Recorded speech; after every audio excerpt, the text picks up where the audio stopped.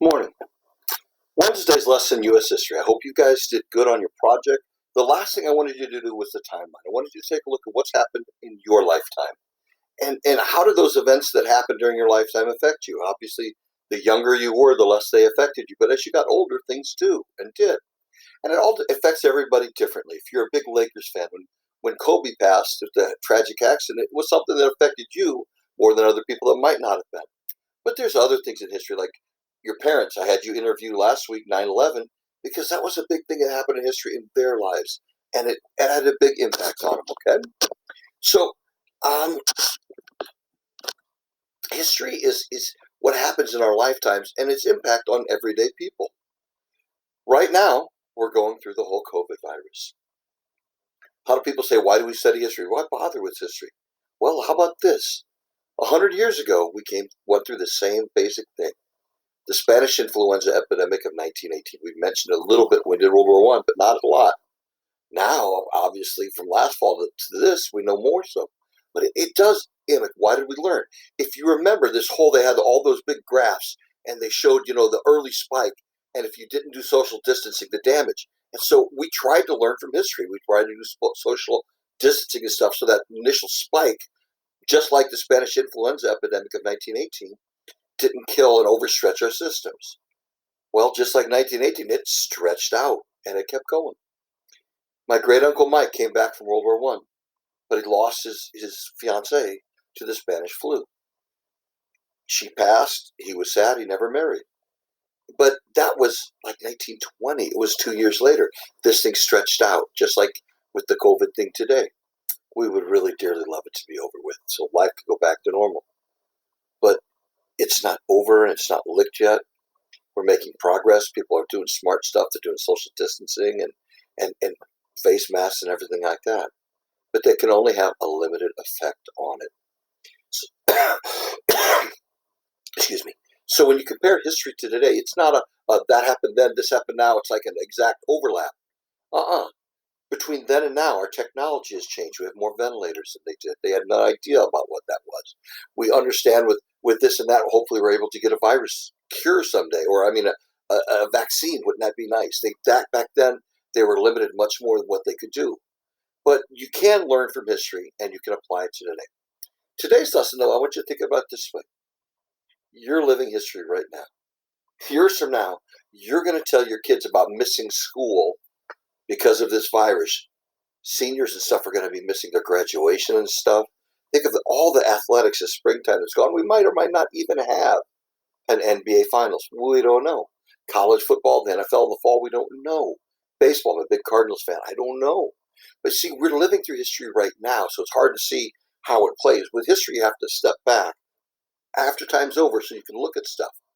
But I would ask you to do this. Since you're living through history right now, and someday you're going to want to tell your kids about it, you're going to want to help them kind of experience what you experienced.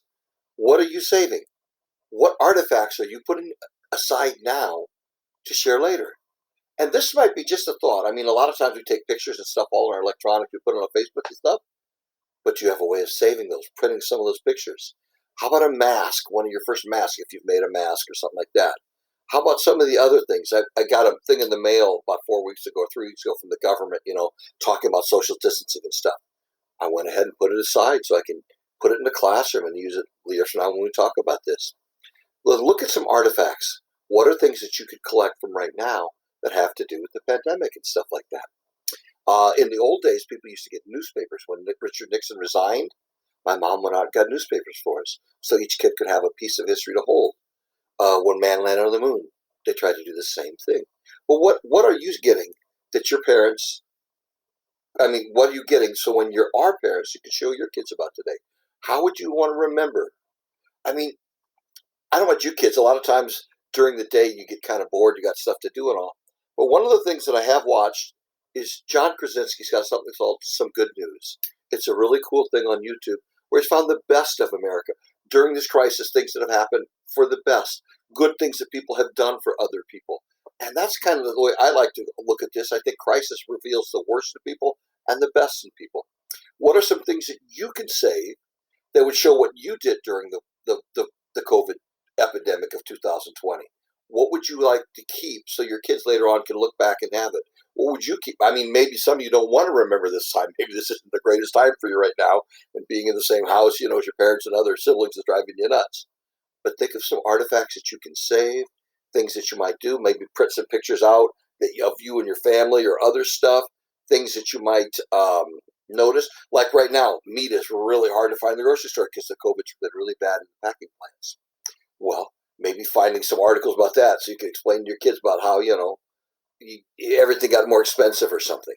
Again, masks are a great physical artifact you can look at and say, hey, look at this, what people had to wear, Save an empty Purell bottle when we get done with this virus, because that was so important, having that hand sanitizer and stuff.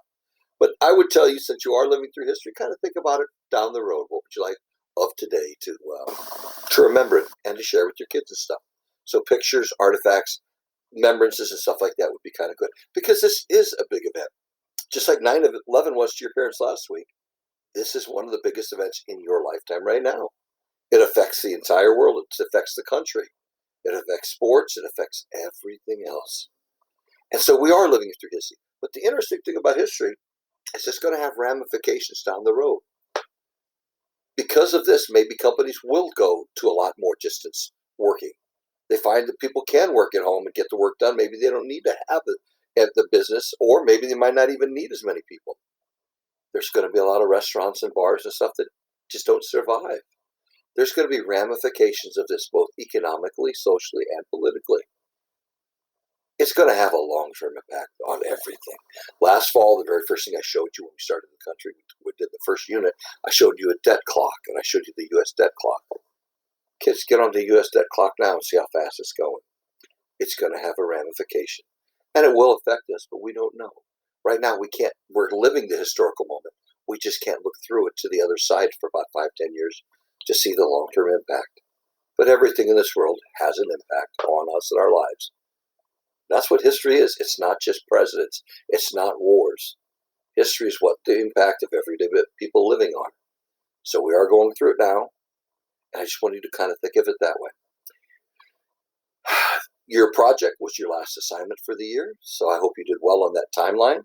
And I hope you looked in your last paragraph about what you remember about some of those events. Or like one of those events, did one of those events have an impact? Did you remember it or something like that? What are the things that make a difference to you? Well, that was your last big assignment. As soon as those get in, I'll put them in the grade book. We'll get running on the grade so we get them done. We have a couple more things. Tomorrow we'll take a look at, we'll wrap up with Trump and Obama, because it's really tough to look at history when you're right in it or close to it. But we'll do a little bit of that tomorrow, and then Friday will be our last day.